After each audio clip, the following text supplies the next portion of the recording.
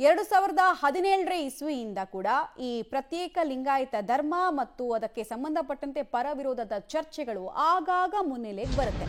ಇದೇ ವಿಚಾರದಲ್ಲಿ ಲಿಂಗಾಯತ ಧರ್ಮದ ಬಗ್ಗೆ ಅವಹೇಳನಕಾರಿಯಾಗಿ ಭಾಷಣ ಮಾಡಿದ್ರು ಅನ್ನೋ ಆರೋಪ ಎದುರಿಸ್ತಾ ಇರುವುದು ಕನ್ನೇರಿ ಶ್ರೀಗಳು. ಹೀಗಾಗಿ ಬಾಗಲಕೋಟೆಯನ್ನ ತೊರಿಬೇಕು ತತ್ಕ್ಷಣಕ್ಕೆ ಅಂತ ಹೇಳಿ ಸ್ವಾಮೀಜಿಗಳಿಗೆ ಡಿಸಿ ನೋಟಿಸ್ ಅನ್ನು ಕೊಟ್ಟಿದೆ.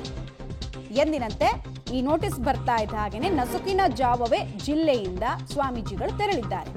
ತಮ್ಮ ಮೂಲ ಮಠ ಮಹಾರಾಷ್ಟ್ರದ ಕನ್ನೇರಿಗೆ ಸ್ವಾಮೀಜಿಗಳು ಹೋದ್ರು.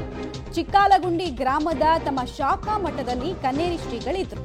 ಬಾಗಲಕೋಟೆ ಜಿಲ್ಲೆಯ ಬೀಳಗಿ ತಾಲೂಕಿನ ಚಿಕ್ಕಾಲಗುಂಡಿಯಲ್ಲಿ ಅವರು ಇದ್ದಿದ್ದು ಕೂಡಲೇ ಅದನ್ನ ತೊರಿಬೇಕು ಮತ್ತು ಇಲ್ಲಿ ಯಾವ ಕಾರಣಕ್ಕೂ ಕೂಡ ಬರಬಾರದು ಅನ್ನುವಂತಹ ನಿಷೇಧಾಜ್ಞೆಯನ್ನ ಡಿಸಿನೇ ಹೇರಿದ್ರು. ಈ ವಿಚಾರ ಈಗ ಜಿಲ್ಲೆಗಳಲ್ಲೂ ಕೂಡ ಕಾಡ್ಗಿಚ್ಚಿನಂತೆ ಹಬ್ತಾ ಇದೆ. ಪರವಿರೋಧದ ಚರ್ಚೆ, ಪರವಿರೋಧದ ಪ್ರತಿಭಟನೆಗೂ ಕೂಡ ಇದು ಸಾಕ್ಷಿ ಆಗ್ತಾ ಇದೆ. ಒಂದು ಹಂತದಲ್ಲಿ ಶ್ರೀಗಳು ನಾನು ಯಾವುದೇ ಕಾರಣಕ್ಕೂ ಮಹಾರಾಷ್ಟ್ರಕ್ಕೆ ಹೋಗಲ್ಲ ಅಂತ ಪಟ್ಟು ಹಿಡಿದಿದ್ರು. ಬಸವ ಸಂಸ್ಕೃತಿ ಮತ್ತು ಪ್ರತ್ಯೇಕ ಲಿಂಗಾಯತ ಧರ್ಮಕ್ಕೆ ಸಂಬಂಧಪಟ್ಟಂತೆ ಆಕ್ಷೇಪವನ್ನು ಎತ್ತಿದ್ರು ಶ್ರೀಗಳು. ಈ ತರ ಸುಮಾರು ಜನ ಆಕ್ಷೇಪ ಎತ್ತಿದ್ದಾರೆ. ಆದರೆ ಬಳಸಿದ ಕೆಲವು ಪದಗಳಿದೆಯಲ್ಲ, ಅದು ಲಿಂಗಾಯತ ಪ್ರತ್ಯೇಕ ಧರ್ಮವನ್ನ ಪ್ರತಿಪಾದಿಸ್ತಾ ಇರೋರು ಅಥವಾ ಅನುಸರಿಸಬೇಕು ಅಂತ ಹೇಳ್ತಿರೋರಿಗೆ ಸಹ್ಯವಾಗಿಲ್ಲ. ಹೀಗಾಗಿ ಅವರಿಗೆ ನಿರ್ಬಂಧ ಹೇರಬೇಕು ಅಂತ ಹೋರಾಟವನ್ನು ಮಾಡಿದ್ರು. ಕೆಲವು ಹಳ್ಳಿಗಳಲ್ಲಿ ಈ ಹೋರಾಟ ತೀವ್ರ ಸ್ವರೂಪವನ್ನು ಪಡ್ಕೊಳ್ತು. ಕೆಲವು ಲಿಂಗಾಯತ ಮಠಾಧೀಶರೇ ಶ್ರೀಗಳ ವಿರುದ್ಧ ಮಾತನಾಡಿದ್ರು. ಆಮೇಲೆ ವೀರಶೈವ ಲಿಂಗಾಯತ ಧರ್ಮ ಒಂದೇ ಅಂತ ಹೇಳೋರು ಹಿಂದೂ ಧರ್ಮದ ಭಾಗ ಅಂತ ಪ್ರತಿಪಾದಿಸುವ ಮಠಾಧೀಶರು ಕನ್ನೇರಿ ಶ್ರೀಗಳ ಪರವಾಗಿ ನಿಂತ್ಕೊಳ್ತು. ಈ ವಿಚಾರ ಜಿಲ್ಲೆಗಳಲ್ಲೂ ಕೂಡ, ಉತ್ತರ ಕರ್ನಾಟಕದ ಜಿಲ್ಲೆಗಳಲ್ಲೂ ಕೂಡ ಹಬ್ತಾ ಹೋಯಿತು. ಪರಿಣಾಮ ಡಿಸಿ, ಅದರಲ್ಲೂ ಸರ್ಕಾರ ಇಂಟರ್ಫಿಯರ್ ಆಗಿ ಡಿಸಿ ಮೂಲಕ ಹೇಳಿಸ್ತು.